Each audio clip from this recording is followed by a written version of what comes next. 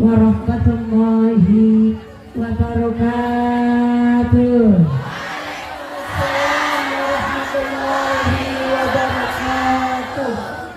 Bismillahirrahmanirrahim. Alhamdulillahi haqqa hamdi, wassalatu wassalamu ala khairil khalqi sayyidina wa maulana Muhammadin wa ala alihi wa ashabihi al-mujahidin al-zahirin. Allahumma rabbana taqabbal minna salatana wa siyamana wa ruku'ana wa sujudana wa qu'udana ya Allah ya rabbal alamin. Amma ba'd. Hadaratul muhtaramin wal muhtaramin, para alim, para ulama, para satib wal ustazah yang kami hormati dan yang kami muliakan. Wabil arus kepada akhin al-kiram panjenenganipun Bapak Kiai Abdul Razak selaku MWC Kecamatan Cibitung sekaligus Ketua Forum Masjid Mushola Kecamatan Cibitung yang kami hormati dan yang kami cadung barokah ilmunya.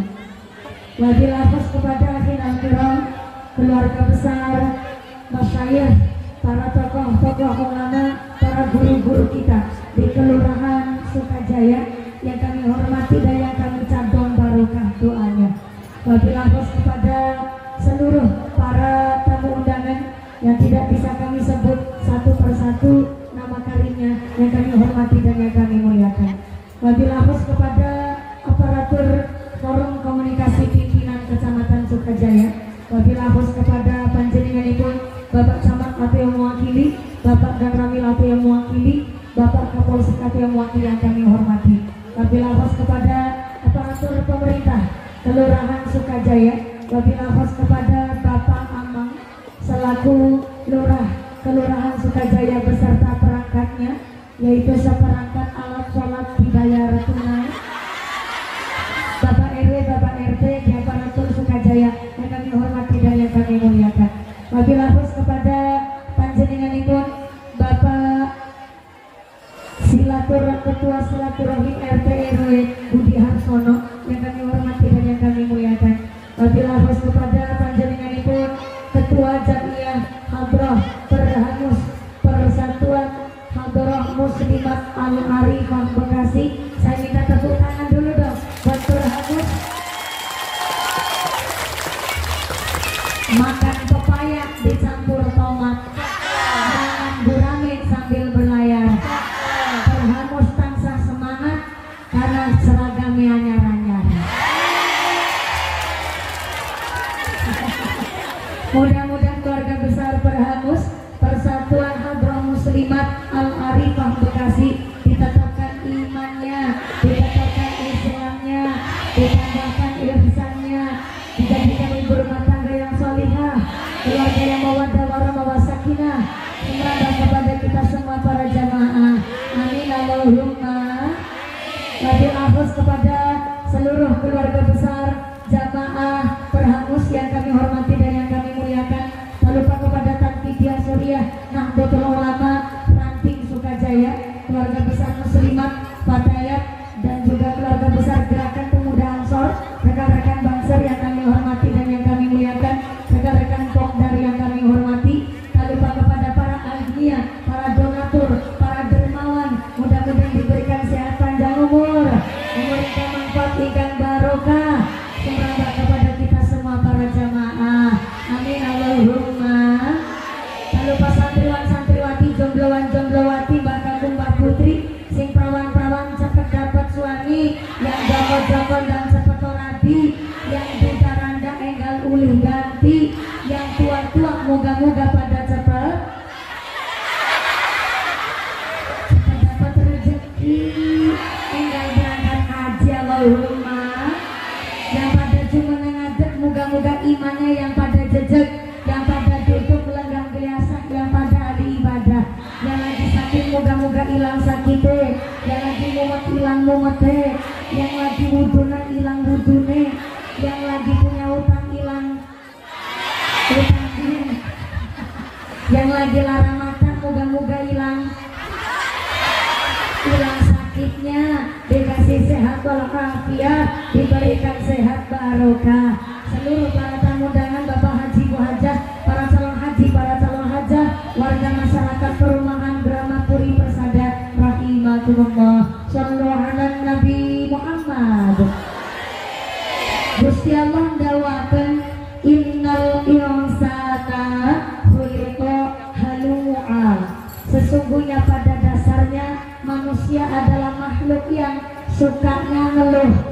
Dikasih nikmat masih ngeluh, dikasih musibah juga ngeluh, dikasih panas ngersula, dikasih hujan juga ngersula. Giliran dikasih hujan sama panas katanya udah ketek ngilo, alias orang Sunda bilang katanya hujan poyan. Maka yang hari ini panas-panasan panjenengan uja-uja waktu datang ke keluarga besar Madin TPQ Masjid An-Nur, mudah-mudahan sing pada blobor celake, mudah-mudahan ikut blobor kabeh dosane. Amin Allahumma. Mohon izin boleh sambil berdiri? Boleh sambil berdiri? Ihris ala ma yanfa'uka wasta'in billah wala ta'jiz. Jadi manusia semangat gayuh barang yang manfaat, wasta'in billah. Kalau ada masalah mintalah tolong kepada Allah Azza wa Jalla. Kanjeng Nabi titip pesan wala ta'jiz, jangan malas, wala ta'jiz, jangan beler, wala ta'jiz, jangan sungkanan, jangan keset, jangan kebluk. Maka hari ini Perhamus Persatuan Hadrah Muslimat di Bekasi membuktikan semangat keguyup rukunan. Tepuk tangan buat Perhamus Bekasi, luar biasa.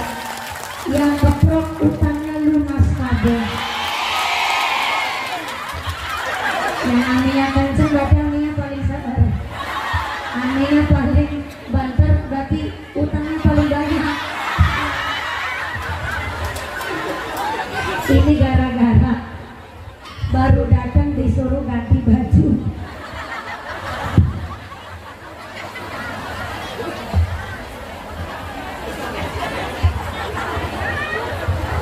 Maaf bu saya.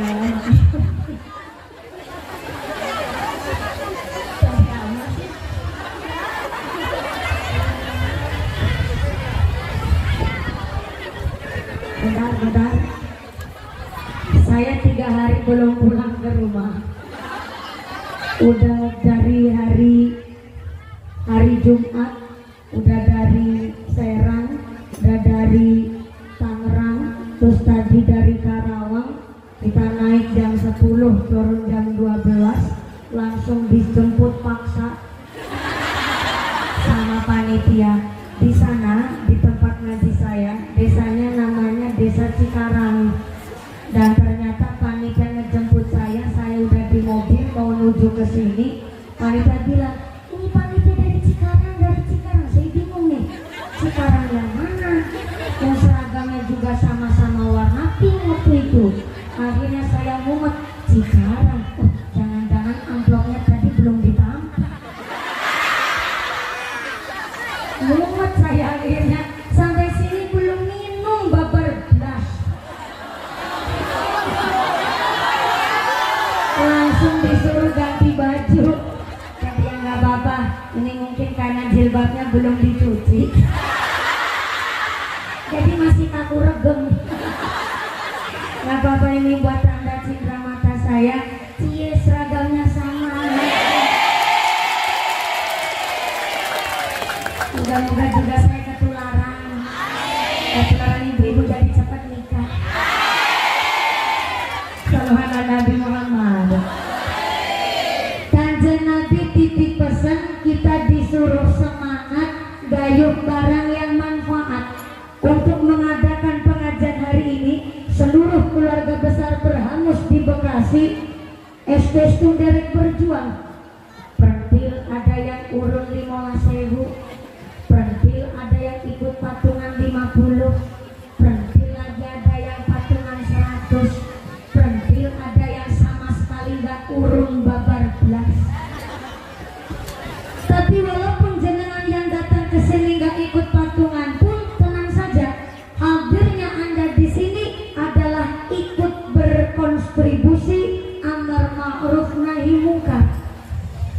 dalam kitab Usfur ya, kitabnya kecil, tapi kitabnya kecil ini banyak riwayat-riwayat yang begitu luar biasa. Di dalam kitab Usfur ya, dulu di zamannya Kanjeng Nabi ada seorang fatayat. Nah, kalau muslimat kan umur 45 tahun sampai umur lansia namanya muslimat. Tapi kalau fatayat itu umur sekitar 25 tahun sampai umur 45 tahun namanya fatayat.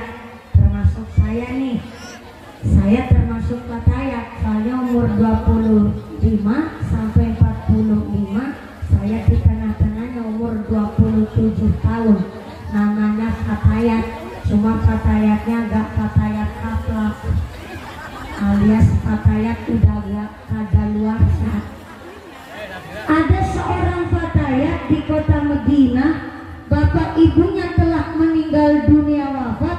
Kemudian fatayat ini satu ketika tidur dia bermimpi. Di dalam mimpinya ternyata bapak ibunya yang telah meninggal dunia berada di lokasi yang berbeda. Di dalam mimpinya sang fatayat, bapaknya berada di sorga, sedangkan ibunya berada di neraka. Ini sangat-sangat kontra, sehingga ternyata fatayat di dalam mimpinya bertanya-tanya, kok bisa kedua orang tuanya di tempat yang berbeda. Ternyata bapaknya berada di sorga, dia sambil ngebawa ceret. Ceret itu wadah air. Cara sini nyebutnya apa ya Bu? Teko. Kalau di tempat saya ada teko, ada ceret. Kalau teko adalah ceret kecil, kalau teko besar namanya ceret. Itu kalau di Cilacap, Jawa Tengah.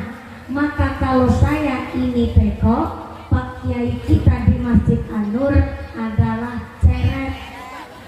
Jadi kalau teko ngisi air ke gelas bunyinya itir-itir.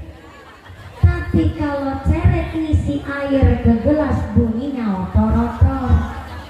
Nah kalau bocah kecil kan ilmunya belum ada, jadi mumpuni bunyinya itir-itir. Tapi kalau pakai ilmunya banyak bunyinya otor-otor. Tapi di dalam mimpinya sang fatayat, ternyata bapaknya berada di sorga sambil ngebawa teko, dia jadi pramusaji, menyediakan minuman air untuk para penghuni sorga. Dengan senyum yang cerah, wajah yang ceria, bapaknya di sorga sangat-sangat bahagia. Tapi dengan sangat kontra, sang ibu berada di neraka, dan ternyata hanya dengan secuil kain. Kainnya itu sebesar kain taplak. Ibu tahu taplak enggak? Taplak. Nah, ini dia. Hanya dengan secuil kain taplak, ibunya di dalam neraka nangkis api neraka. Ditakis dengan cara pakai taplak itu tadi. Sehingga sang fatayat nangis melihat ibunya sedang disiksa. Kemudian sang fatayat bilang sama bapaknya, Pak, tolong lihat ibu. Lah ibu di neraka, kok bapak senang-senang di sorga? Coba itu ibu ditolong. Ternyata sang ayah hanya tersenyum dan tidak menghiraukan dan tidak peduli dengan anaknya itu tadi. Padahal ibunya sedang disiksa di neraka. Yang akhirnya anaknya ini bingung. Sang fatayat akhirnya kepingin nolong ibunya, sehingga karena bapaknya tidak mau nolong ibunya, sang fatayat mikir, ini jangan-jangan bapak sama ibu saya dulu di dunia gak saling cinta. Orang bapak saya di sorga, ibu saya di neraka gak mau nolong. Akhirnya sang fatayat langsung mau masuk ke dalam neraka, hendak menolong ibunya, tapi baru mau masuk, sang fatayat ini kecipratan api neraka persis di tangan sebelah kanannya. Gara-gara kecipratan api neraka di dalam mimpi langsung kebangun. Baru kebangun ternyata tangan kanannya langsung sengkleh. What is a sengkleh? Sengkleh apa ya? Gimana? Kepleh. Itu bahasa Bekasi. Kepleh.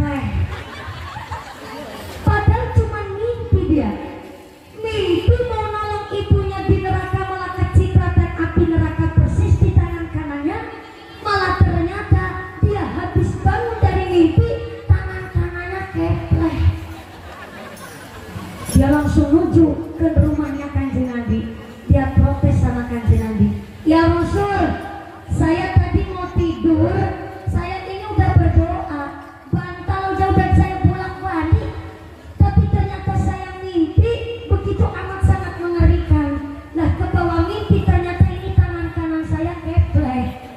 Tolong ya Rasul, saya didoain supaya tangan saya ini betul-betul sembuh. Ternyata setelah didoain oleh Kanjeng Nabi, langsung sembuhlah tangan kanannya. Kemudian sang Fatayat menceritakan apa yang di dalam mimpinya terjadi. Ternyata sang bapak di neraka jadi pramusaji, ibunya di neraka, bapaknya di sorga jadi pramusaji, ibunya di dalam neraka lagi disiksa api neraka. Ternyata di dalam dunia bapak ibunya punya amalan yang berbeda. Bapaknya waktu hidup di dunia ahli sodakoh, senang jariah, senang ngasih infak, senang nyantuin anak yatim-yatim piatu. Tapi ternyata di kala sang suami sedang ahli sodakoh, ternyata istrinya pasti negor. Jadi ketika sang suami sodakoh, pasti ditegur sama istrinya.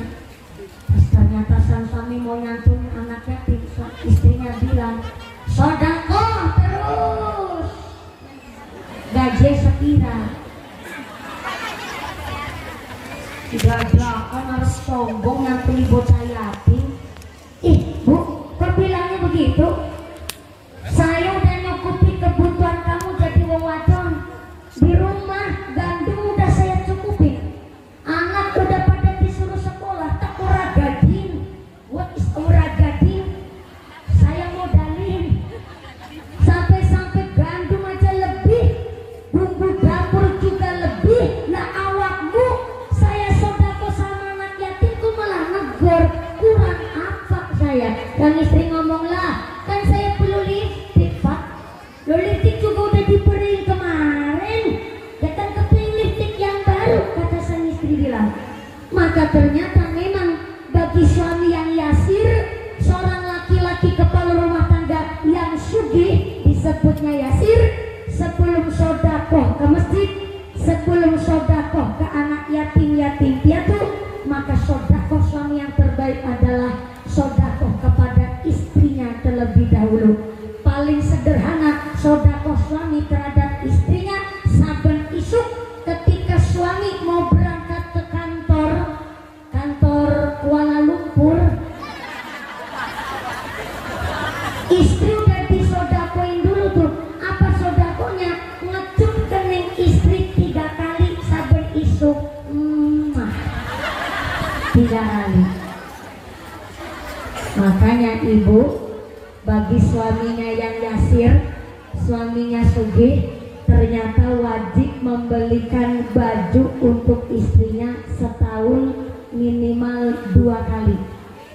Nggak harus, bukan bentuknya duit, tapi harus bentuk baju. Itu bagi suami yang sugih. Bagi suami yang mampu, maka membelikan baju untuk istrinya 1 tahun minimal 2 kali. Tapi bagi seorang suami yang ternyata pas-pasan duitnya alias maaf kurang mampu, maka minimal 1 tahun 1 kali. Walaupun udah dikasih nafkah, tetap namanya seorang istri diwajibkan dibelikan baju, karena memang adalah untuk meningkatkan rasa romantis antara seorang suami dan seorang istri.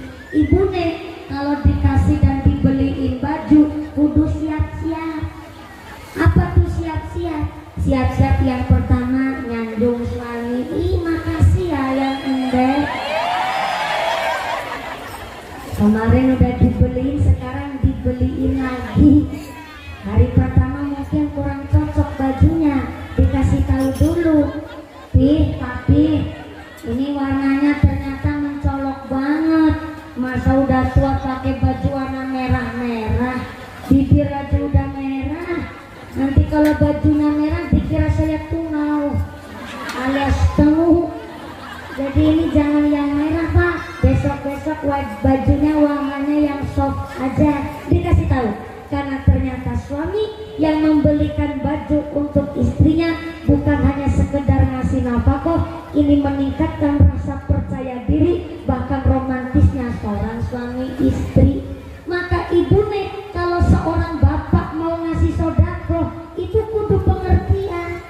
saben isuk wis rajin, ayu, wangi keleknya. Semprot minyak wangi, wadon bau minyak gas. Kandrok telur rendeng gak dijemur. Bapak pada protes. Maka ibu kalau keluar rumah ke Arab-Araban, kalau di dalam rumah ke Barat-Baratan. Suami pulang dari kantor ditawani dagangan, ayam mati. Tapi mau ngerasain minum apa? Minum kopi apa minum lapa susu? Wedang teh. Gimana ceritanya jadi susu? Tapi karena ibunya bilang susu, saya nurut aja. Mau minum kopi atau minum susu? Bapak ngejawab, Saiki kopinya dulu ya boleh, susunya buat ntar malam. Yes, susu kental manis Indomilk. Habis nawani dagangan minum, nawani daharan. Pak mau makan pakai lauk apa? Ini Bu cuman masak lauk tahu sama pupu. Ibu tahu pupu enggak? Apa di sini? Ibu mau masak.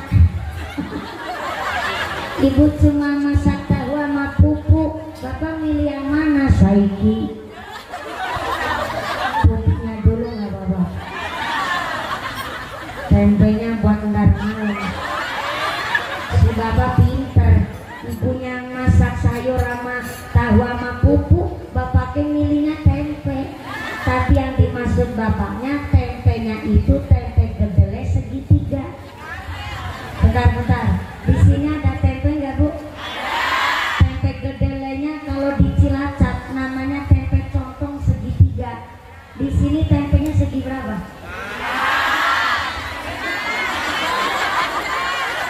Segi 4. Ya Allah, berarti tempenya lebar-lebar ya.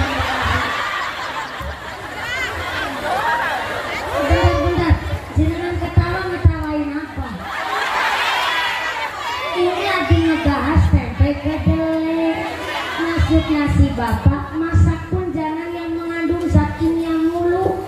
Kadang-kadang ayam sayur kan banyak zat kimianya. Sekali-kali ngegoreng tempe. Dan maaf nih, kita zaman sekarang Bu, musim aja udah nggak bisa diprediksi. Karena badan kita saja udah banyak zat kimianya. Sebenarnya kalau di Cilacap Jawa Tengah ada disebutnya nyala mangsa. Nyala mangsa itu bukan musimnya yang nyalahin kita, tapi kita yang telah nyalahin musim. Dulu zaman orang tua kita masih pada seger, masih pada babak alas di Bekasi. Ternyata orang tua kita tanpa BMKG saja bisa pakai ilmu titen. Ada mangsa ke Telu, ada mangsa ke Pitu, ada mangsa ke sana. Musim hujan ya musim hujan, musim terang kemarau ya kemarau, bisa diprediksi. Tapi zaman sekarang kan walaupun ada BMKG pun nggak bisa zaman sekarang diprediksi. Soalnya apa? Kita yang telah nyalahin mangsa, kita yang telah nyalahin musim. Contoh, wa nazzala minas samaa'i ma'an mubarakan. Ternyata Allah menurunkan air hujan dari langit, mubarakan, ngebawa barokah. Hujan itu bawa barokah. Lah tapi di Indonesia musim hujan saja, musim luar negeri saja udah baik. Bekasi banjir, ada banjir bandang, ada banjir rob, ada tanah bergerak, ada tanah longsor. Masa hujannya sekarang bukan gawa barokah, tapi kenapa timbul ada musibah? Bukan musimnya yang nyalai kita, ternyata kita yang telah nyalai musim. Dengan maksud apa? Doharul fasadu fil bari wal bahri bima kasabat aidinas. Kerusakan yang terjadi di daratan dan di lautan tidak lain dan tidak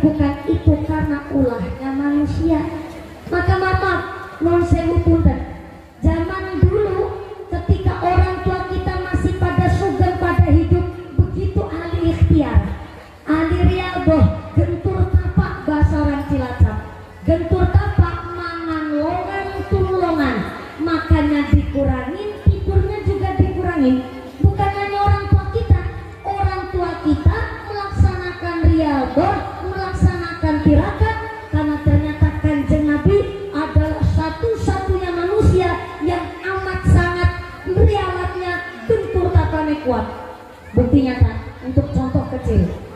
Kanjeng Nabi ketika mau kepingin punya anak, Kanjeng Nabi itu sampai puasa 40 hari. Puasanya 40 hari, tetap sahur, tetap buka puasa.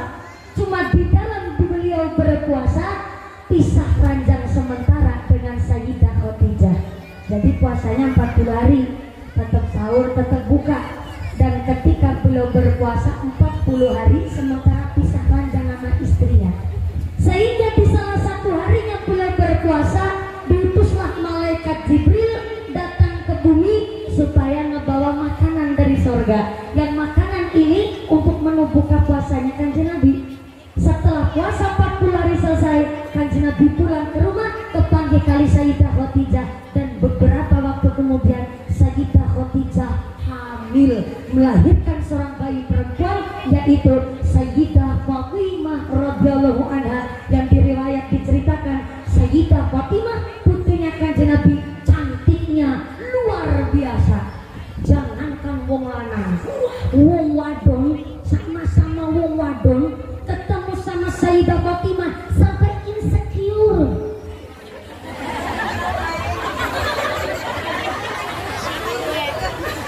Insecure itu minder, Bu. Bayangin, kita wanita terlahir di dunia udah cantik, tapi ketika wong wadon kepanggih ketemu sama Sayyidah Fatimah itu sampai minder. Karena ternyata diriwayat dipun ceritakan bahwa ternyata Sayyidah Fatimah putrinya Kanjeng Nabi cantiknya bukan hanya zahir, tapi cantik secara intelektual, cerdas, berwawasan luas, ilmunya tinggi, daya hafalnya kuat, sampai cerdasnya luar biasa. Maka kenapa kok Sayyidah begitu cerdas? Karena tentu putrinya Kanjeng Nabi. Dan yang kedua, ditirakatin sama orang tuanya. Sekelas Kanjeng Nabi titelnya maksum, bersih dari dosa, bahkan pangkatnya kekasihnya Gusti Allah saja. Ketika beliau ingin punya anak, beliau berpuasa 40 hari. Maka kita sebagai umat Kanjeng Nabi, apalagi peramus, orang-orang suka halbra, berarti kan tahu albar janji, tahu riwayat-riwayatnya Kanjeng Nabi. Masya Allah, kudu lebih gentur tapanya. What is a gentur tapa? Senang rialbo, senang tirakat, senang rialat bahasanya saya. Karena orang tua itu harus ada parenting buat anak. Contoh begini, Bu, sampai belakang sana, Assalamualaikum. Masya Allah, dipulnya yang datang banyak banget. Bawa pohon mangga, Assalamualaikum. Allahu Karim. Ini ngajinya persis kayak lagi piknik tamasya. Di bawah pohon mangga, duduknya praktis, bokong yang lemprak sikile atis. Ikhlas ya Bu ya? Nah, sebelah kiri sama Assalamualaikum. Sampai belakang pojok, halo. Iya masih sadar? Alhamdulillah, kebagian snack enggak?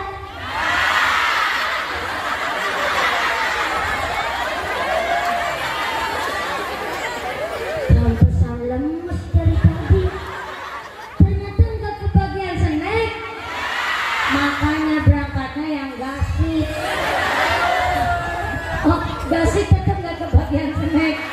Ya maaf Bu, saya makilin peramus, mohon maaf. Beliau-beliau juga nggak tahu yang datang mau banyaknya sampai segini. Betul?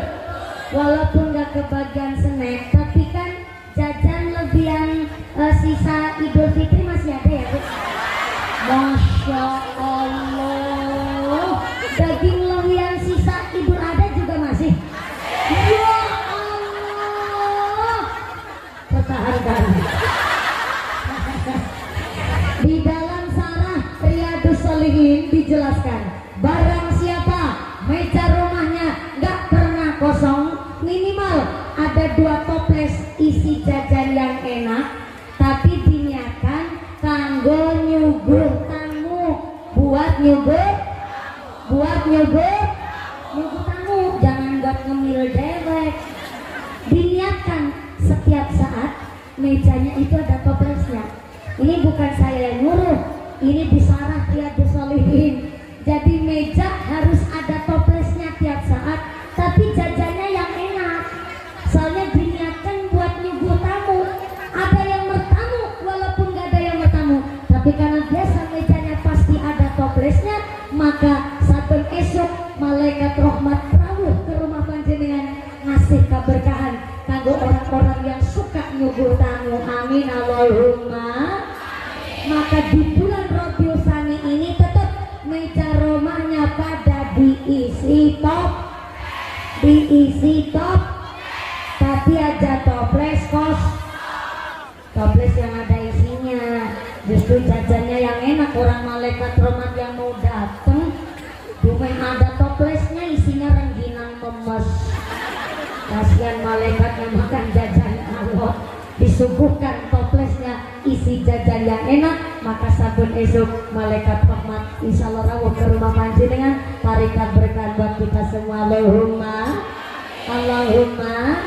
Berhubung gak pada kebagian snack nih, kira-kira ngajinya sama mumpulnya sama peramus rampung selesai jam berapa? Jam berapa? Jam 5 sore. Ya Allah, saya naik jam setengah 3, turunnya jam 5 sore, berarti ngajinya 2 jam setengah. Ya Allah, itu mudah apa ngontrak?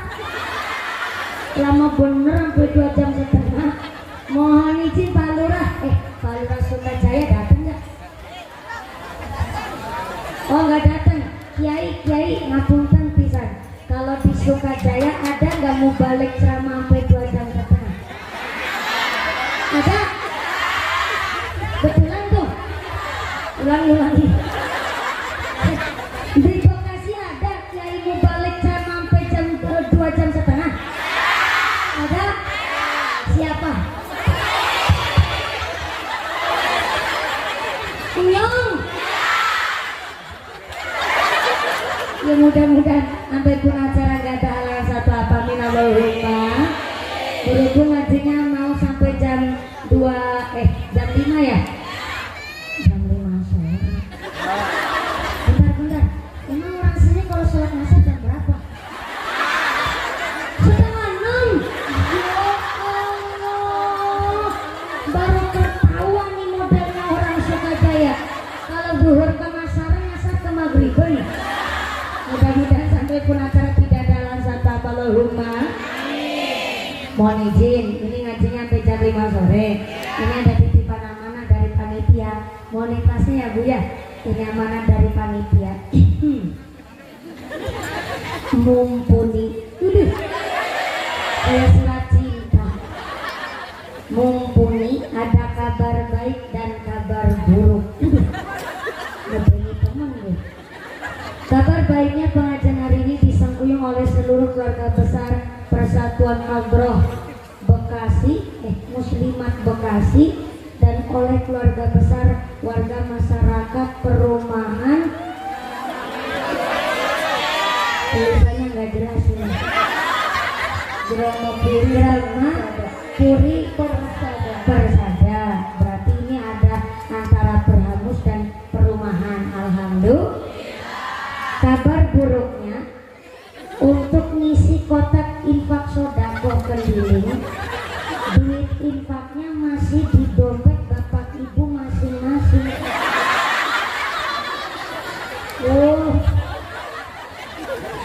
Mau ditarikin jariah Bu? Maaf ya, kalau infak biasanya bentuknya duit. Kalau sodako mah bisa bentuk harta apa-apa, terserah panjenengan. Jadi kalau yang ngebawa duit mau infak duit silakan. Yang nggak bawa duit adanya gelang, cemplungnya gelang. Makanya tadi saya bilang ini infak jariah.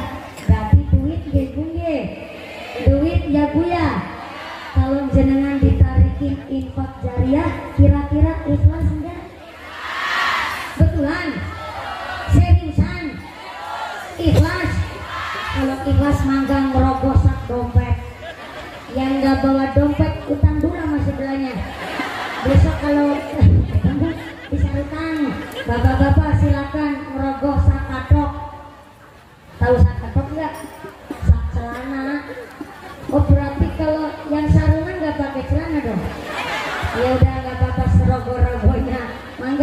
ini kotak infaknya keliling dari keluarga besar jamaah. Saya juga kudu ngasih, saya juga harus ngasih.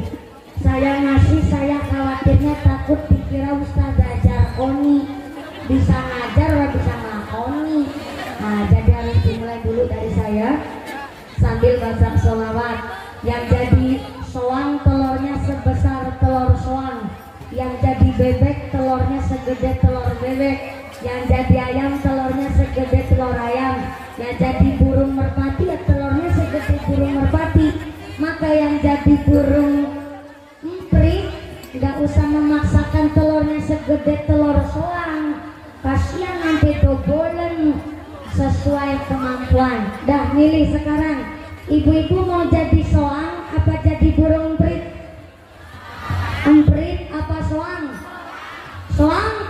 Mentalnya orang Sukajaya, mentalnya wong sugih, karena cita-citanya bertelur paling gede. Maka soang telur paling gede, duit paling gede 100.000. Soang 100, bebek 50, ayam 30. Tapi burung emprit berapa? 2.000. Ya Allah, jauh banget jaraknya. Ya udah nggak apa-apa, saya ikhlasnya panjang dimulai dari saya. Saya juga kudu ngasih sodako. Mohon izin, kotak infaknya mana? Nah, ini asisten saya. Walaupun ini asisten saya, tapi kan duitnya nyong. Ya mangga sambil baca sholawat, kotak infaknya muter, kesana nambah barokah. Sholawat dan Nabi Muhammad. Ya Rasulullah.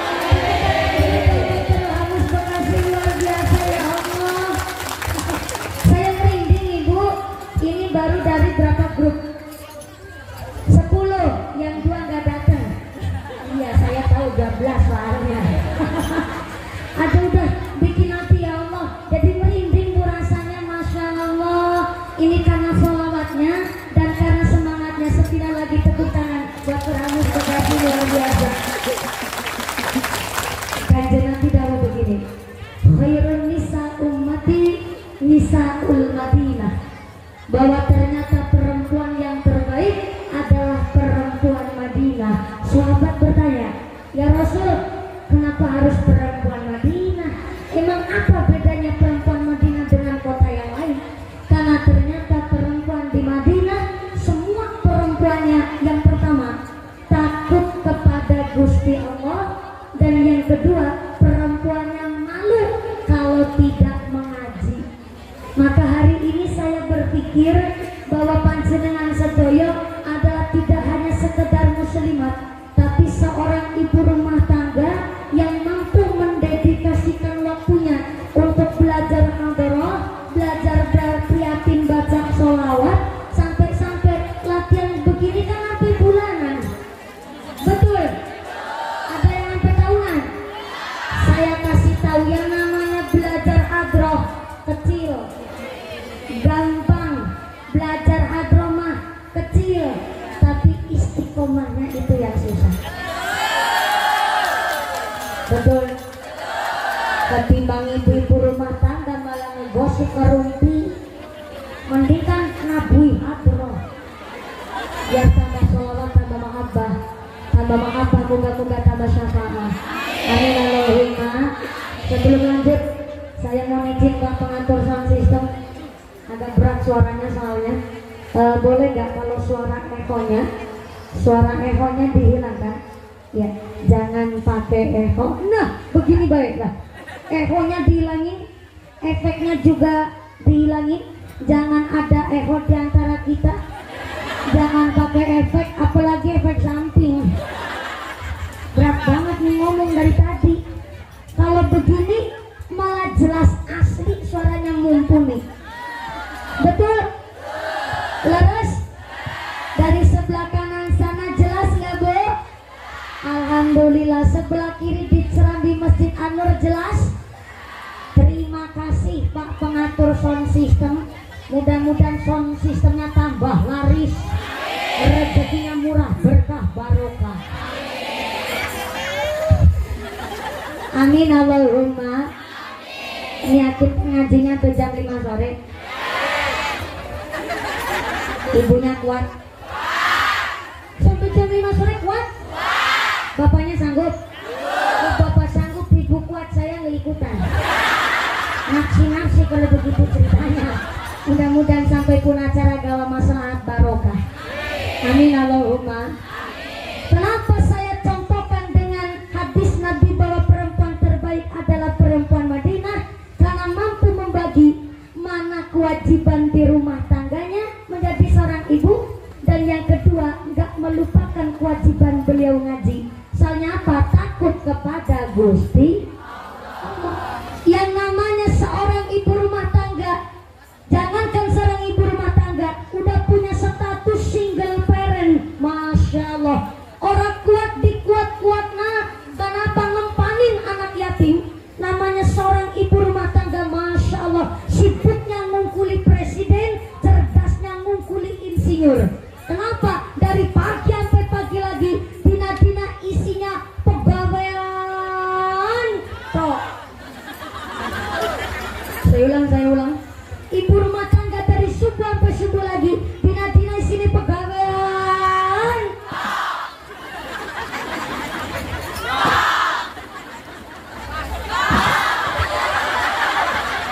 Jangan keburu, belum aja sampai bawah takut.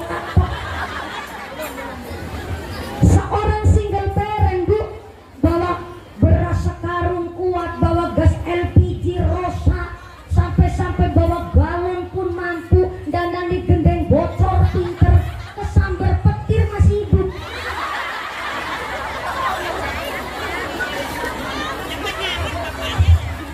Kenapa? Dia cari nafkah untuk mempani anak-anak yatimnya. Itu yang single parent, ibu rumah tangga dari pagi sampai subuh, dari papan tidur sampai tidur lagi. Ya dikat-dikat omah ngopeni bocah asa-asa umbai gerabah, umbai pakai bocah sekolah, bareng capek saya malam mau melumah. Dari mulai habis subuh, dikat-dikat omah dulang bocah nganter sekolah, anak di sekolah, ibu di rumah ya masak ya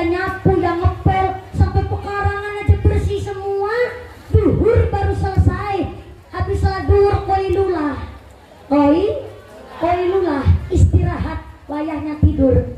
Baru juga mau makan tiduran, habis sholat lohor, suami pulang dari kantor Kuala Lumpur.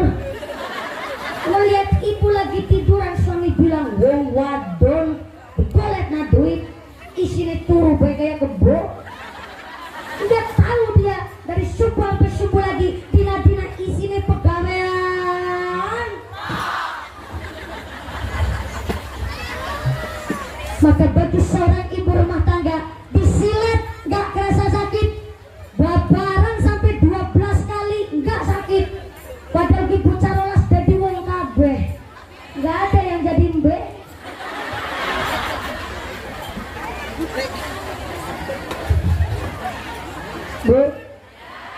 Bu, orang lahiran kan taruhannya nyawa. Menurut seorang ibu, lahiran pun yang taruh nyawa nggak terasa sakit. Karena bagi seorang ibu yang paling sakit adalah ketika dibentak oleh anaknya dan dibentak oleh suaminya. Sakitnya luar biasa.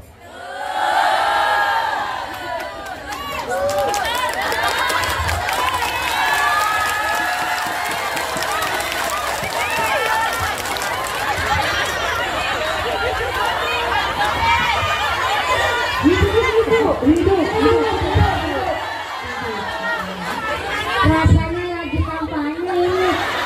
Maaf ya bapak-bapak, ini sampean juga salah ngundang kiai. Ini kiainya dari partai PPM, Partai Perempuan Muslimat Sejahtera Maju Merdeka. Disilat gak kerasa sakit, babaran lahiran sampai 12 kali pun gak kerasa sakit. Paling sakit pertama dibentak oleh anak. Kalau sampai seorang ibu dibentak oleh anak, rasa hari mau kiamat, langit arep runtuh rasa-rasanya. Gondok-gondok di tenggorokan sini gedenya sekelapa, mangkel buna langsa.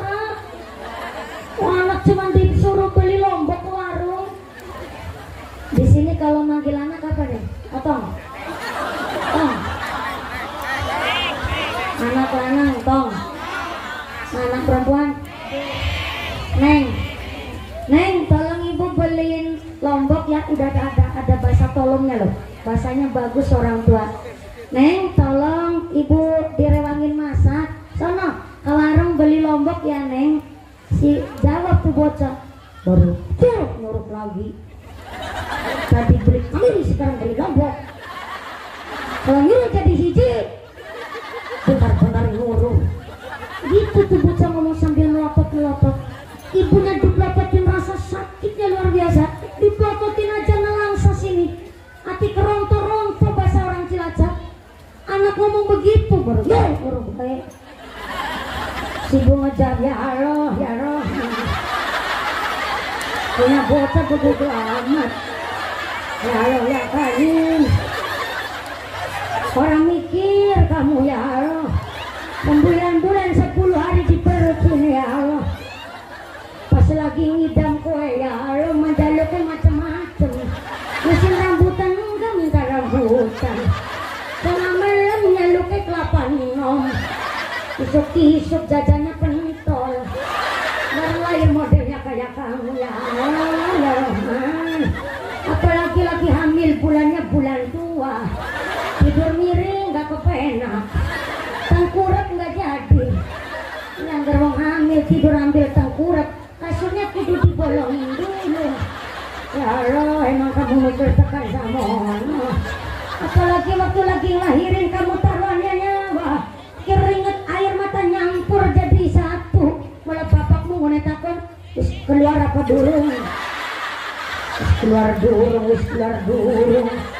Kayaknya gue ngeden sekuat kenapa? Tanya cuma keluar apa durung. Kamu keluarnya susah, gara-gara ndasnya gegeden.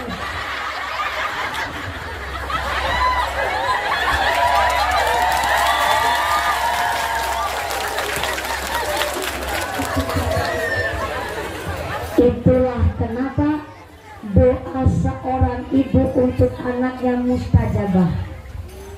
Dari hamilnya saja disebut riadoh, tirakatnya orang tua kepada anak.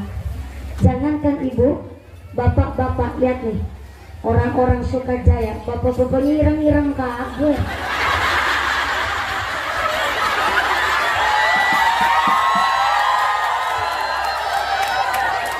Sebanser-bansernya. Maaf, ini bukan body shaming. Justru hitam kulit bapak-bapak Sukajaya kelak di akhirat buat saksi bersihnya rezeki orang-orang Sukajaya.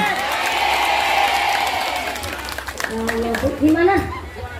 Oh ya, alhamdulillah luar biasa.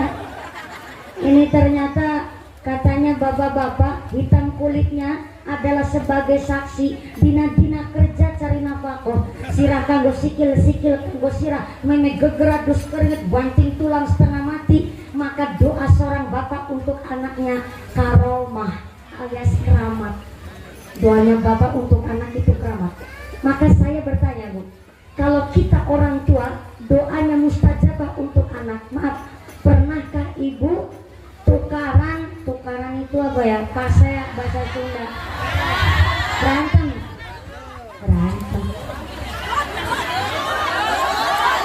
gini, kalau di tempat saya tukaran itu belum mesti adu fisik. Kalau berantem gelut kan jelas adu fisik. Gimana? Cekcok. Bagus bener bahasa orang Bekasi, cekcok. Dia lagi ngecek mic aja, cok. Oh, di sini nyebutnya cekcok. Marahan apa ya? Marahan. Oh ya. Jadi kalau di tempat saya tukaran padu itu nggak mesti harus adu fisik. Lagi nggak seprinsip dan lain sebagainya. Marahan. Saya tanya, Bu, ibu pernah marahan sama anak nggak? Pernah? Udah ngaku aja, kalau nggak ngaku sih pulang nih. Ini maaf ya, kalau ibu pernah marahan sama anak atau anak pernah marahan sama orang tuanya, ini maaf, kira-kira yang ngeyel anaknya apa yang angel wong tuanya? Emang begitu. Terkadang orang tua juga gengsi. Kan gak selalu orang tua itu bener. Bentar dulu. Kadang-kadang orang tua salah, tapi dumeh udah ngelahirin anak gak mau ngakuin salahnya. Itu kan namanya gengsi. Masyarakat juga ada banyak orang gengsi. Gengsinya di masyarakat. Kalau duit cash belanjanya ke Alfamart, tapi kalau ngutang ngaring warung tangganya. Orang sini ada yang begitu. Banyak. Ih, malah ngaji ngegosip saya. Sallu ala Nabi Muhammad. Jadi saya bilang begini, Bu, ternyata mulang anak, ngedidik anak sama ngedidik orang tua itu lebih susah ngedidik orang tua. Soalnya kentutnya bocah sama kentutnya orang tua bunyinya beda. Kebetulan kentutnya bocah di tempat Cilacap saya bunyinya saru. Tahu saru nggak? Saru itu nggak sopan. Kalau di Cilacap kentutnya bocah bunyinya saru. Bukti nyata nih, bocah nggak sengaja kepentut di hadapan ibunya. Ibunya yang ngejawab sembarangan. Bejujal tuh rasopan. Ngentut di hadapan orang tua, saru. Bunyinya saru tuh kentut. Tapi giliran ibu yang brak-brok di hadapan bocah, ibu bilang nggak apa-apa udah tua ini. Ayo. Ngaku nggak nih? Berarti yang angel bocah apa yang ngeyel sing tua? Yang ngeyel yang tua tuh. Baru ada kejadian orang tua ngaku berjamaah ini. Yakin orang Sukajaya Bungkul? Sukajaya? Maka maaf, doa seorang ibu mustajabah untuk anaknya. Pernahkah ibu lagi ngomongin anak, lagi ngedidik anak, lagi bantah sama anak? Pernah? Maaf, mungkin kita orang tua nggak melulu salah anak Bu, tapi kita perlu introspeksi. Kita orang tua doanya mustajabah, lah kok kita ngomongin anak malah dibantah oleh anak. Maaf, mungkin kita orang tua lupa lama nggak sholat tahajud, mungkin kita kurang ngejaga baca ayat suci Quran kita, mungkin kita lama nggak sholat tahajud sampai nangis, mungkin lupa kita belum muasani anak. Apa anak perlu dipuasani? Loh, Kanjeng Nabi aja lahir Senin juga beliau puasa, bahkan kepingin punya anak beliau puasa sampai 40 hari. Kenapa? Karena sebelum Sayyidah Fatimah, putra putri Kanjeng Nabi meninggal waktu pas masih kecil bayi. Maka Kanjeng Nabi kepingin punya anak, beliau tirakat puasa. Orang yang ahli riyadhah itu bahasa Arab, berhubung orang Indonesia ngucap bob itu susah, akhirnya kalau ngucap riyadhah jadi rialat. Maka kalau orang Jawa, termasuk Bekasi kan masih Pulau Jawa Bu, akhirnya orang Jawa ngucap Ramadan jadi ramelan. Iya, karena ngucap bobnya itu susah. Maka ternyata orang yang ahli riyadhah, mangan longan turu longan, alias suka puasa dan suka qiyamul lail, sholat tahajud, sholat hajat, sholat wudhu, sampai baca Quran di tengah malam, namanya qiyamul lail. Maka sekali dia berdoa, asyhadur, saya ulang, asyhadur, doanya itu nyambung sama Gusti Allah. Orang yang sampai sholat tahajud dia nangis meratapi dosa-dosanya, perlu kita berterima kasih kepadanya. Kenapa? Bekasi jauh dari musibah, corona hilang minggat, alhamdulillah. Kita dijauhkan dari bencana, salah satunya adalah berkat wasilah orang-orang yang suka qiyamul lail. Orang yang sholat tahajud, sholat hajat, dia qiyamul lail sampai nangis meratapi dosa-dosanya, dialah orang yang mampu meredam murkanya Gusti Allah. Maka sekali dia berdoa asyhadur ruh, doanya nyambung sama Gusti Allah. Contoh kecil orang tua kita dahulu. Dulu sebelum Bekasi ini semodern dan secanggih semaju panjenengan, orang tua kita dahulu lahiran persalinan alias babaran itu nggak direwangi, nggak dibantu dokter, nggak dibantu bidan, nggak dibantu perawat, mutlak masih dibantu sama dukun bayi. Zaman dulu pas saya belum lahir Bu, panjenengan juga mungkin belum ada. Di Bekasi mungkin pun masih ada dukun bayi zaman orang tua kita dahulu, membantu orang persalinan, nggak dibantu sama dokter, nggak dibantu sama perawat. Tapi kenapa walaupun nggak ada rumah sakit, nggak ada puskesmas, cuma dibantu dukun bayi, orang dulu persalinan pada normal, nggak ada yang operasi sesar. Betul nggak? Betul nggak? Nah, ini perlu kita introspeksi. Berarti artinya Allah ngasih rahmat sama dukun bayi. Orang bantu persalinan itu taruhnya nyawa. Maka di daerah kami ada satu ungkapan, dukun bayi sampai nggak sholat, dukun bayi kok sampai meninggalkan zikir, maka doanya tambar alias luntur, nggak ampuh doanya.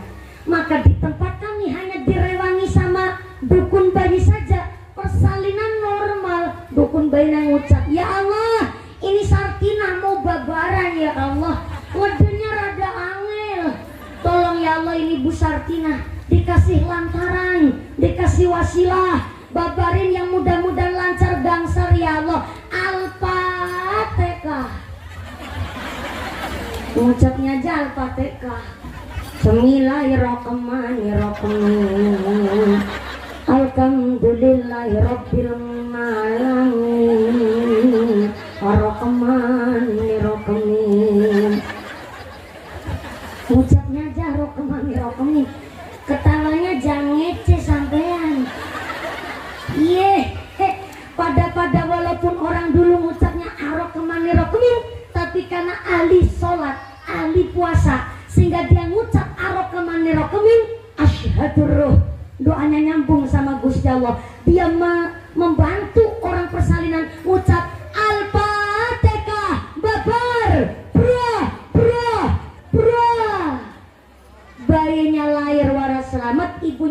walafiah, padahal cuma didoai dengan Al-Fatihah. Kalau orang dulu nurut sama dukun bayinya selamat, setelah lahiran 40 hari nggak boleh keluar rumah. Temenan dilakoni 40 hari nggak keluar, sekali keluar cantiknya luar biasa. Jangankan tetangga, suami sendiri aja pangling. Maka orang zaman dulu bahasanya ilmunya titen. Setelah lahiran maka betul-betul terpancar sifat jujurnya. Tapi habis lahiran kok nggak jujur, lah makan sambal ngakunya enggak. Maaf ya, yang mencret bayinya tetep nggak ngaku, nyatanya bayinya yang ada biji lombok. Tuh, uniknya di situ tuh. Kalau hanya seorang ibu menyusui anaknya, kok ibunya makan sambal, anaknya mencret, itu wajar. Tapi Mawi ada biji lomboknya tuh, Bu. Allah karim, masuknya lewat mana coba? Lu zaman dulu habis lahiran kan nggak dijahit, Bu, cuma dimasukin aja. Set, set, dimasukin pokoknya lah. Susah amat ngajinya.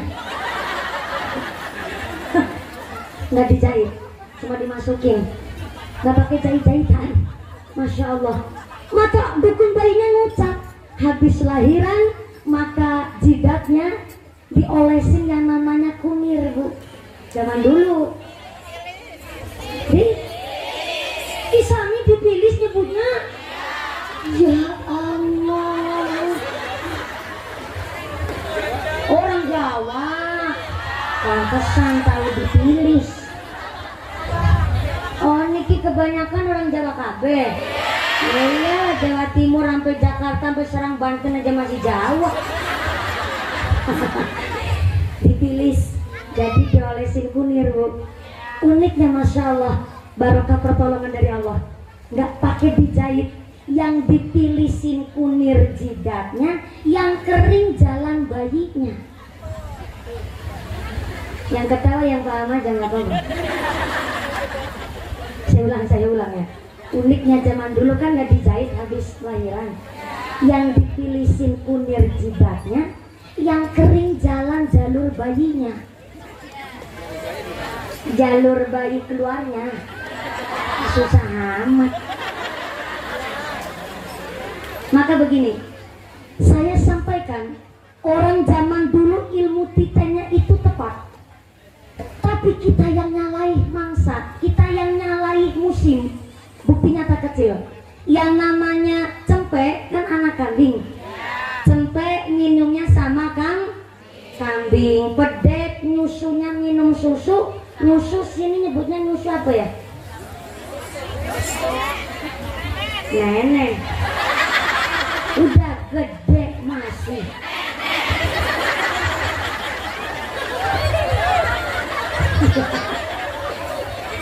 Kalau di Cilacap nyebutnya nyusu.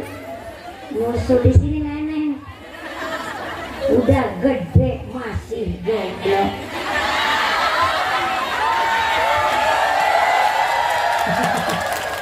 Ya nggak apa-apa. Ibu ketawanya kayak Nina banget sama saya. Mau gimana lagi, Bu? Saya masih ngejar cita-cita soalnya. Saya kan umurnya 27 tahun, berarti kan masih muda kan? Udah muda apa udah masih muda apa udah tua? Masih muda. Makasih.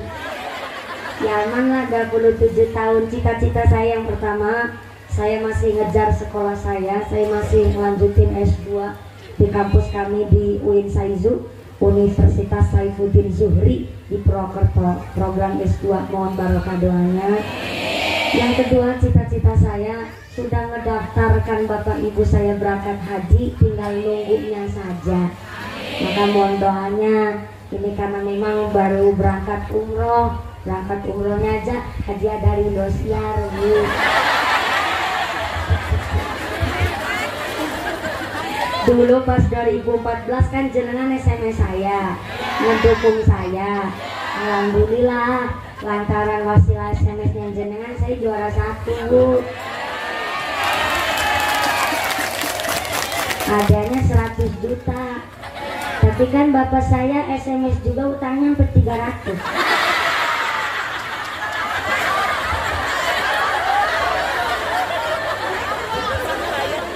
Jadi pulang dari juara, duit 100 juta habis buat nyarutang aja masih kurang. Akhirnya masih kurang 200. Terus saya bilang sama bapak ibu saya, Pak, kiai saya bilang walaupun duit hadiahnya itu habis buat nyarutang, tapi ada berkahnya. Apa berkahnya mumpuni? Kata kiai saya, Pak, berkahnya saya akhirnya dikenal sampai orang Bekasi Sukajaya. Begitu. Akhirnya walaupun habis buat nyarutang, tapi kan umrohnya 1. Akhirnya bu saya dulu, mak saya yang disuruh berangkat sama saya. Bapak saya protes begini, lah aku kan yang ngedidik kamu mumpuni, masa kamu dapat hadiah umroh malah mak dulu yang berangkat? Iya Pak, kan bapak yang ngajarin saya surga di bawah telapak kaki ibu. Iya. Bilang nggak apa-apa, bapak ikhlas. Ini ibu saya dulu yang berangkat. Terus saya ngucap, Pak, kalau ada rezeki giliran bapak yang berangkat umroh. Saya ngucap begitu, diaminkan. Lah ternyata amin bapak saya diijabah. 2017 lomba lagi saya. Juga gak tahu diundang yang tingkat Asia. Kalau 2014 kan yang nasional, pakainya SMS. Lah kalau yang 2017 Asia itu mutlak dari penilaian Dewan Juri. Alhamdulillah gak terlalu modal banyak bu. Yang tingkat Asia mutlak dari penilaian 4 negara, Dewan Jurinya dari 4 negara. Alhamdulillah juara siji lagi bu. Juaranya dulu, keproknya sekarang. Alhamdulillah saya dapat hadiah 150 juta dan umrohnya 2. Nah 150 juta buat nyarutang yang dulu habis sudah, masih kurang 50, tapi alhamdulillah udah saya genepin semuanya, udah disarutan. Tapi kan umurnya 2, yang tadinya cuman bapak saya, sekalian saya berangkat pas 2017. Jadi memang masih baru berangkat umroh, udah ngedaftar tinggal nerima panggilan aja sih. Ini makanya Pramus yang pengertian sebenarnya lagi buat ngumpul-ngumpul.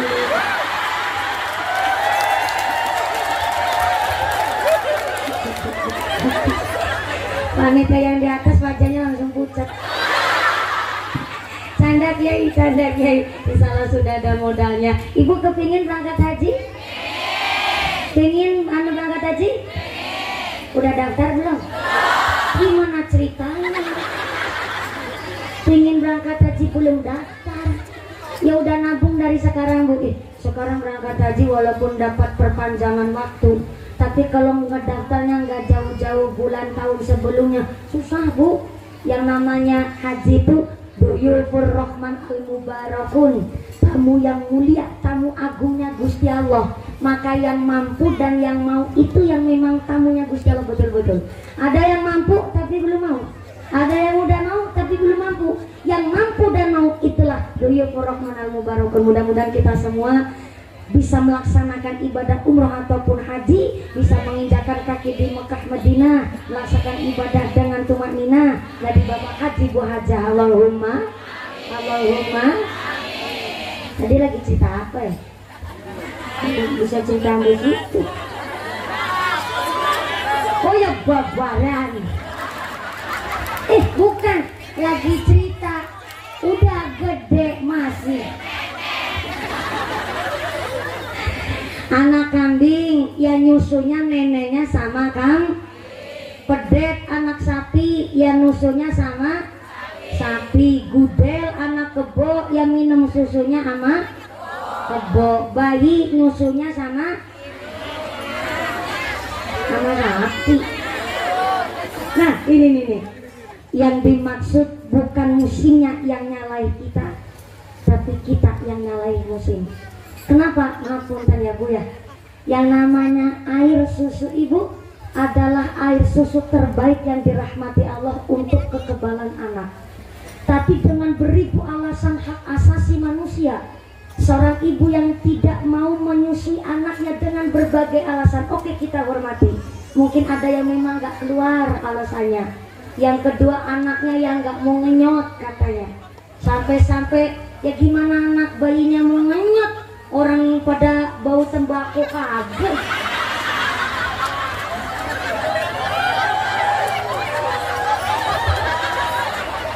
Tuh kan, bukan musim yang nyalain kita, ternyata kita yang nyalain musim.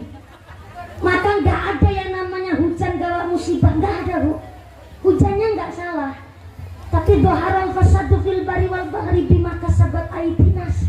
Kitanya yang nyalain musim, kitanya yang nggak sesuai dengan hidup dengan diporosnya. Maka makun tanon sewu. Zaman dulu serba pakai yang namanya herbal, yang ternyata zaman sekarang herbal tapi isinya zat kimia. Anak-anak kita ya diimunisasi ya, obatnya luar biasa. Dan zaman dulu nggak ada imunisasi, dulu nggak ada yang namanya vaksinasi. Tapi nyatanya orang dulu masya Allah umurnya panjang-panjang. Baca Quran saja nggak pakai kaca sambung, jalan aja semerintil. Ibu tahu semerintil nggak? Cepet jalannya, cuma pakai jarit. Tahu jarit ini? Cuma di blebetin. Pakai rok hanya pakai jarit, pakai baju banyak, diselendangin. Orang dulu cantik-cantiknya luar biasa, terpancar auranya yang begitu positif. Lah zaman sekarang ya gemuk sih, yang gemuk jangan tersinggung ya Bu ya. Ini bukan body shaming. Kita gemuk karena kita makmur, tapi makmurnya kita jangan sampai kebablasan. Kadang-kadang banyak orang gemuk nggak ngaku. Banyak orang gemuk nggak ngaku, sebenarnya saya makannya dikit. Nggak sadar dia, pegang HP ngemil, sambil tiduran ngemil, nonton TV ngemil, pengajian, kehajatan, malah kesempatan. Begitu udah ngomong saya makannya dikit. Ini gemuk kan gara-gara suntik KB.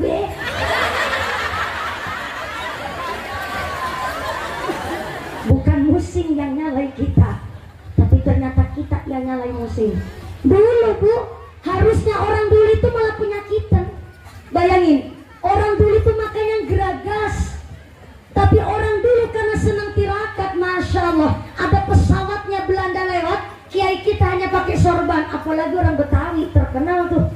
Ada pesawatnya Belanda lewat, ternyata kiai kita, orang tua kita hanya pakai sorban. Sorbannya dikasih doa, Bismillah, Allahu Akbar, sabetin ke langit, makput, pesawatnya Belanda jatuh. Ketawanya nggak percaya banget ini.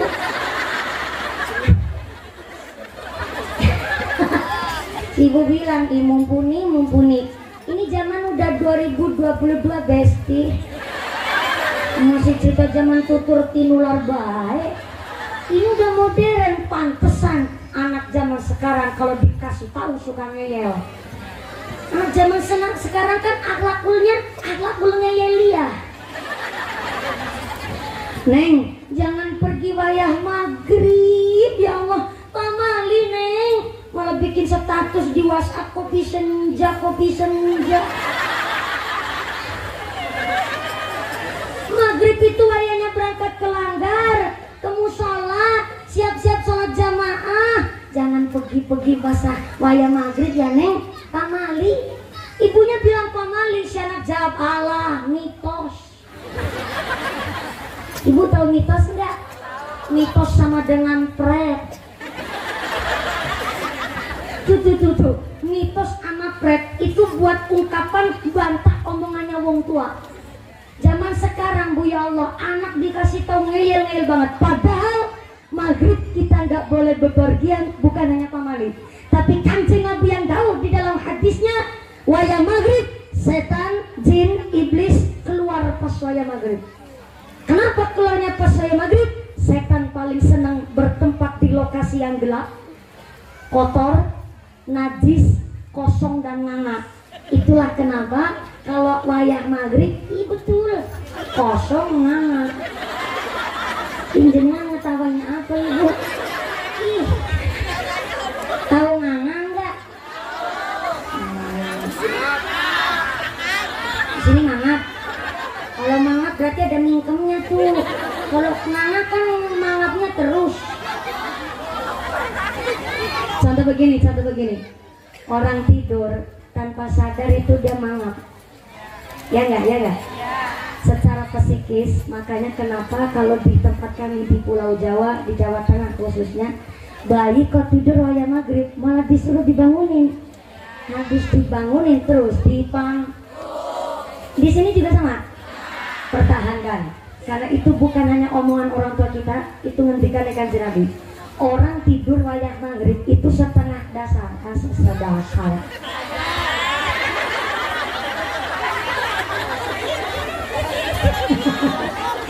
Ini efek kepikiran sampai jam 5 sore soalnya.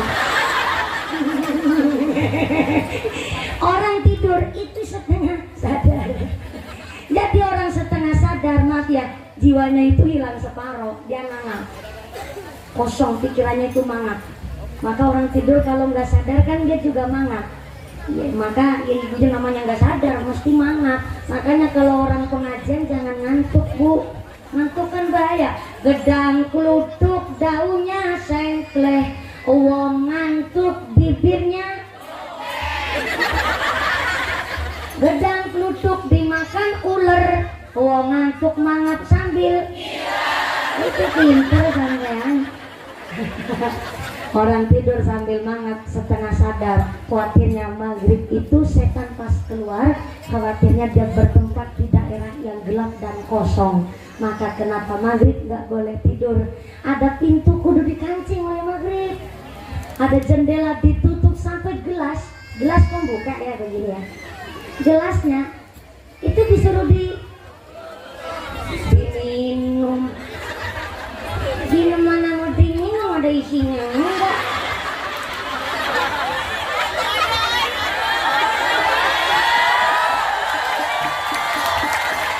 Enggak, ini saya enggak protes, Bu. Justru ini malah sengaja panitianya ngasih contoh. Kalau bapak-bapak pulang dari kantor, dari pabrik, habis kerja, kan kalau sore biasanya ngedang kopi, minum teh, gitu ya, Bu. Nah, kadang-kadang lupa, habis minum teh, dia gelasnya kosong anak begini, ditinggallah sholat maghrib. Ternyata Kanjeng Nabi bilang kalau wayah maghrib sampai gelas saja mau kosong begini disuruh ditutup. Oh enggak sih, nggak mau minum enggak? Tenang saja, terima kasih. Gimana mau minum orang segini banyak memperhatiin mumpuni kabeh. Ya beginilah gue resikonya dari wong ayu. Bercanda. Sallallahu ala Nabi Muhammad. Jendela ditutup, ada gelas kosong disuruh ditutup, tudung saji kok melompong aja harus ditutup, ada mangkok letak disuruh ditengkurepin. Soalnya apa? Khawatir wayah maghrib buat manggung setan. Tapi anak zaman sekarang dikasih tahu begitu, jawabannya katanya mit alias pinter banget. Orang dulu ketika babat alas masih banyak di Bekasi Iwan Buas, tapi orang tua kita ketemu macan hanya berdoa sumum bukmun sakti terute, setannya macannya lari terbirit-birit, malah macannya yang takut. Soalnya apa? Orang tua kita dahulu senang tirakat, sholatnya itu luar biasa, ya mulainya itu nggak mungkin ketinggalan. Maka seketika berdoa macannya yang takut. Maka orang tua kita kalau Belanda orang wedi, ulang sama Belanda nggak takut, sama Jepang yang nggak takut, sama merim Belanda nggak takut, sama granatnya orang Jepang nggak takut. Tapi kita zaman sekarang udah makmur, jenengan sama emping melinjo malah pada takut. Ibu langsung megangin dengkul. Saya mumpuni namanya de asam urat alias rematik. Ayo kita mikir bareng-bareng, Bu. Harusnya ya orang yang penyakitan itu orang dulu loh. Orang dulu nggak diimunisasi, nggak divaksinasi, dan orang dulu makan itu sembarangan. Makan nintil loyek gaplek rekel doyan. Mangga muda yang masih pentil bu, cuma ditul-tulin ke garam aja doyan orang dulu. Makan jagung sejanggel-janggelnya. Iya. Sampai ya jambu biji daunnya yang masih pucuk dimakan orang dulu. Sampai jambu biji yang masih pentil hijau nggak pakai dicuci, kan nggak higienis, cuma di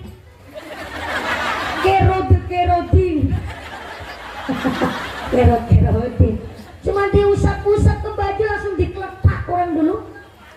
Bayangin, ketika sama sekali gak higienis, tapi nyatanya orang dulu sehat-sehat, umurnya panjang, sampai baca Quran aja nggak pakai kaca sambung. Karena ternyata kita sekarang sedang ditegur, kita yang nyalai musim, bukan musim yang nyalai kita. Berarti kita disuruh kembali lagi ke awal. Kalau minum air ASI ibu adalah memang sudah adalah rahmatnya Gusti Allah, kenapa kok minumnya ASInya sapi? Kenapa minum susunya sapi? Kan nggak punya daya tahan.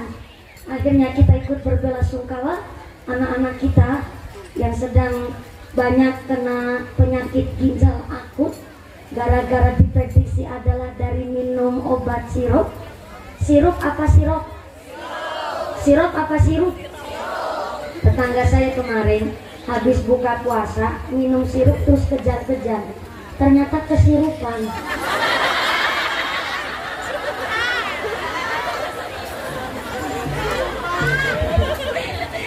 Soalnya sekarang lagi ditarik lagi oleh pemerintah dan BPOM itu ternyata obat sirup ternyata masih ada yang banyak mengandung zat-zat yang kurang legal, sehingga kita berpikir lagi kita harus kembali ke zaman dulu. Sekarang kan badan kita penuh dengan zat kimia. Ya Allah, saya udah vaksin aja 3 kali. Ibu udah vaksin berapa kali? Ada 1, 2, 3. Ada yang udah 3. Masya Allah, mesti gara-gara BLT sama PKH. Oh enggak. Itu karena kewajiban sebagai warga yang baik, betul? Yang udah divaksin ataupun 1, 2, sampai 3 kali, mudah-mudahan badannya sehat walafiat. Kita dijauhkan dari segala penyakit musibah. Amin Allahumma. Kembali lagi. Jadi maaf bu, zaman dulu itu zamannya zaman paceklik. Jalan aja masih cebrik. Ibu tahu cebrik? Jalan masih becek cebrik. Angger malam peteng dedet gak ada lampu listrik. Hiburannya cuma jangkrik sama kicik. Sampai zaman dulu anaknya 12 cilik-cilik. Ya Allah, makanya Aris Gedan budin gaplek kalau keseretan mendelik-mendelik. Bajunya kerenggoni tanpa benik, badannya gatal kena penyakit gudi. Kurang dulu bu. Sekarang jenengan subur karena masyarakatnya makmur. Itu saya bilang buri belakang ketemu ik. Itu perlu mikir, perlu diracik. Pantesan saya bayarannya paling larang. Kenapa paling mahal? Soalnya namanya overhead. Overhead adalah otak berpikir, di rata-rata umumnya otak berpikir. Jadi semuanya juga bisa bu, tergantung overheadnya itu mau apa enggak. Contoh ini, yang nabur rebana ini overhead, mau berpikir lebih. Yang lain ibu-ibu karena repotnya yang luar biasa, walaupun ibu juga sama repotnya, tapi overhead, mau bekerja lebih, otak mikir lebih, dan nutuk begitu, nutuk, nabung. Kuncinya ada di beduk. Salah ketukan saja udah hancur yang lain. Betul? Betul? Overhead enggak? Overhead ada berpikir lebih. Maka perlu diapresiasi ibu-ibu kita hadroh dari Persatuan Hadroh Muslimat Bekasi. Tepuk tangan dulu dong buat ibu-ibu kita yang luar biasa. Dan saya sukanya dari masyarakat sini, Masya Allah, jilbabnya juga syar'i semua. Gak ada yang repot digubet ke belakang, sampai bros diputer lagi sebelah kiri. Si seneng ini, samanya syar'i, sama cantik-cantik banget, luar biasa. Ya Allah, ini gambar apa? Saya cuma tanya bu, Allah jam 3. Jam 3. Jam setengah 4. 1 jam lagi. 1 jam lagi. Saya duduknya di sini lupa. Mau duduk bingung saya. Yang lain tua semua soalnya.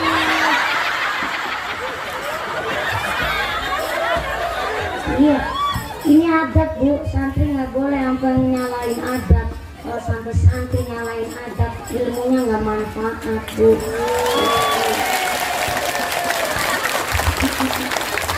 Ini beneran. Lanjutnya sampai jam 5 sore. Di dalam kitab Hunia. Ini betulan, nggak percaya tanya sama Pak Kiai. Di dalam kitab Hunia, di zamannya Sayyidina Abu Bakar, ada salah satu manusia meninggal dunia.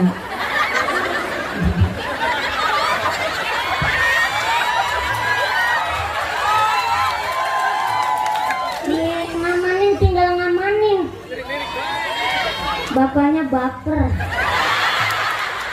Saya lagi ngomong ke sini, dari tadi kan di situ. Ke sini aja katanya pating gremet rasanya.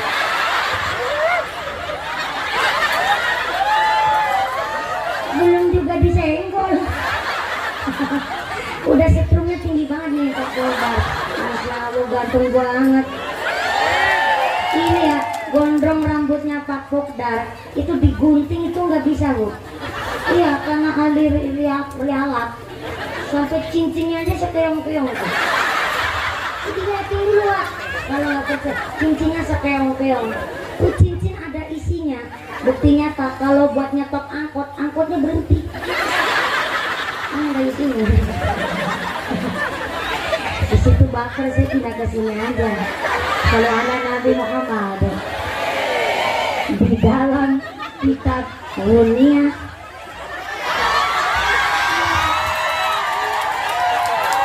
Giliran Pak Ustadz senyumnya mencurigakan. Ya udah saya diporos tengah sini aja. Sallallahu Nabi Muhammad. Mau cerita kitab Hunia aja susah banget. Di dalam kitab Hunia, di zamannya Sayyidina Abu Bakar, ada salah satu manusia meninggal dunia, wafat alias ya, meninggal dunia. Baru meninggal dunia, itu jenazah dirawat persis kayak mayit zaman sekarang Bu. Ya dimandiin, diulesin, tau diulesin nggak? Ditaruhin kapas itu, ini nyebutnya diulesin di kain kafan terus dimasukkan ke kasuraga. Kasuraga itu keranda mayit. Keranda mayit sini nyebutnya apa? Halo? Keranda. Keranda. Hebat banget. Jenazah di sini naiknya randa. Besok mayit di Cilacap pindah ke sini semua. Mayitnya naik randa. Cilacap, oh, gimana? Keranda, nggak ke Duda nggak ya? Keranda, Cilacap nyebutnya kasur raga. Kasur artinya tempat, raga itu badan tanpa nyawa. Jadi kasur raga adalah tempat kanggo badan yang udah nggak ada nyawanya. Itu di Cilacap. Tapi di Bantar Kawung, Brebes perbatasan di Cilacap Karangpucung, di sana nyebutnya kurungan batang. Kurung batang. Gak kasar enggak, justru itu adalah satu ungkapan supaya kita sadar. Entah cantik, entah ganteng, entah sugih, besok mau jadi batang. Betul? Betul. Di sini Sukajaya nyebutnya keranda. Bareng mayitnya masukkan ke dalam keranda, hendak disolatin. Tiba-tiba kerandanya itu gerak, ubah banter banget Bu. Kayak-kayaknya mayitnya hidup maning. Penasaran yang mau nyolatin, dibukalah itu keranda. Bareng kerandanya dibuka, betulan Bu, si mayit itu lagi uget-uget begini. Persis kayak orang lagi senang. Yang mau nyolatin kan bingung. Tambah penasaran, dibukalah itu kain kafan. Setelah kain kafannya dibuka, apa yang terjadi saudara-saudara? Kemala gol. Mayitnya main bal-balan. Setelah dibuka kain kafannya, ternyata di dalam kain kafan ada ular gedenya luar biasa lagi ngegigit kerongkongannya. Dia ngelilit badan si mayit. Semua orang kaget, akhirnya berlarian pada cari gebug. What is a gebug? Gebug is a pentung. You know pentung? You know pentung? Yes, I do baktel. Barangnya pentung, ambil pentungan, udah persiapan mementungin ular itu. Ternyata si ular bisa ngomong kayak manusia. Manusia, lu pada ngegebugin gue, emang gue salah apa sama lu pada? Ternyata ularnya ular Bekasi. Kaget ya mau ngegebuk, ya Allah, ular. Kok kamu bisa ngomong kayak manusia? Ya, sebab saya ular bukan sembarang ular. Saya ular utusannya Gusti Allah. Saya diutus oleh Allah untuk ngegigit ini lehernya si mayit. Karena mayit ini waktu lagi hidupnya sudah dengar adzan, tapi dia tidak mau langsung melaksanakan sholat. Alias sudah manjing waktunya sholat, dia masih nunda-nunda tanpa ada hajat alasan tertentu. Dia suka nunda-nunda waktunya sholat, maka digigitlah.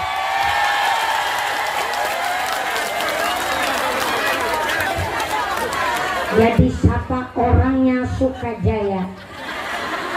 Udah waktunya adzan, bahkan dengar adzan, kok nggak mau langsung melaksanakan sholat, besok matinya dicopot ular gede banget. Jadi 4 orang seberapa? Kan bok sampai digigit ular, Bu. Ini nggak ada urusan. Orang saya musafir. Musafir dapat fasilitas. Kalau jenengan kan bukan musafir. Perjalanannya belum di atas 85 km. Jadi saya aman.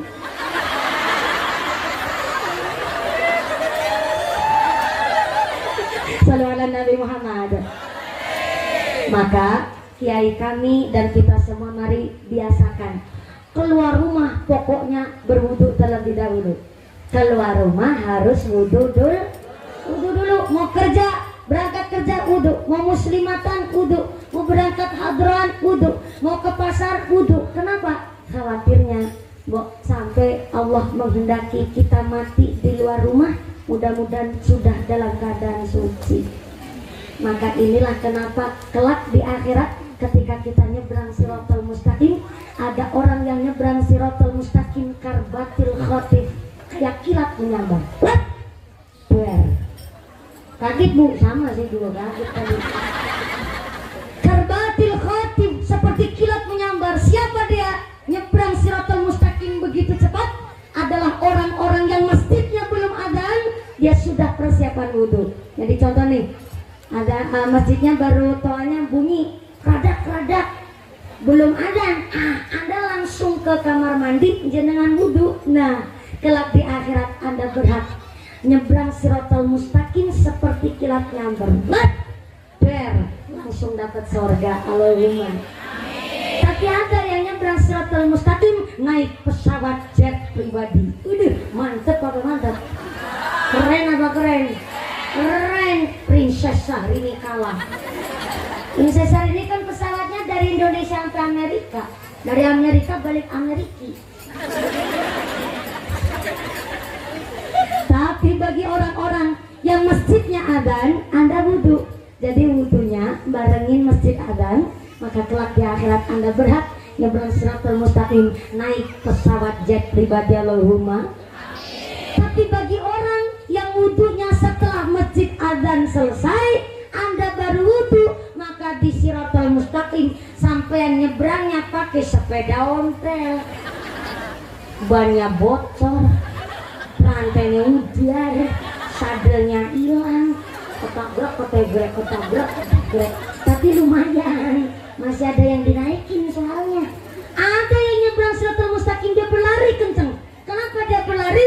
Gara-gara di dunia udah denger adzan sampai masjidnya iqomah baru wudhu. Akhirnya di rumah wudhunya gugup, kesusalis keburu-buru, langsung berangkat ke Masjid An-Nur. Jadi dunia lari, di akhirat masih lari. Tapi alhamdulillah sampai juga di sorga, cuma agak lama dikit. Ada yang lebih parah, dia nyebrang Siratal Mustaqim sambil ngesot, dilarak, dicambak rambutnya oleh malaikat. Siapa dia? Orang-orang yang sudah dengar azan tapi tidak ada niatan untuk berwudu dan tidak ada niatan untuk sholat. Maka kelak nyebrang Siratal Mustaqim, dicambak rambutnya, diseret sambil ngesot oleh malaikat. Na'udzubillahi min. Udah sekarang milih mau ngesot, mau lari,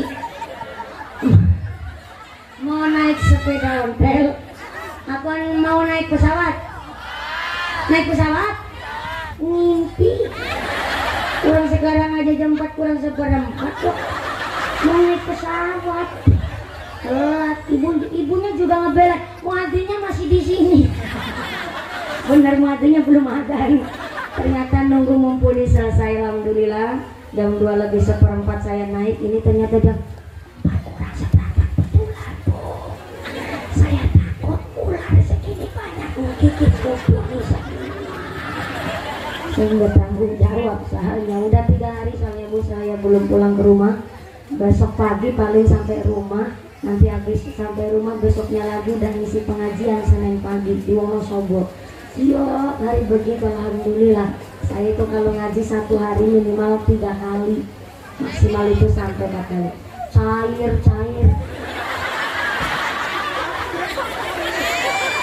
Gimana ceritanya saya jadi ceramah ibu yang ngitungin amplop.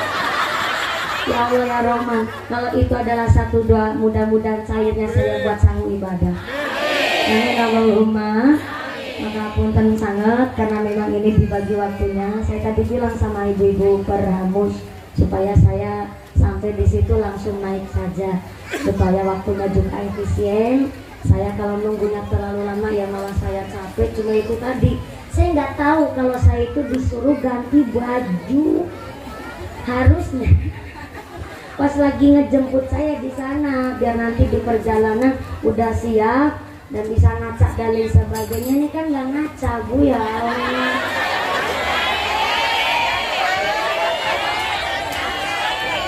Bukan masalah cantik siap nggak siapnya, tadi ada jarum pentul sampai mencolok. Untung ada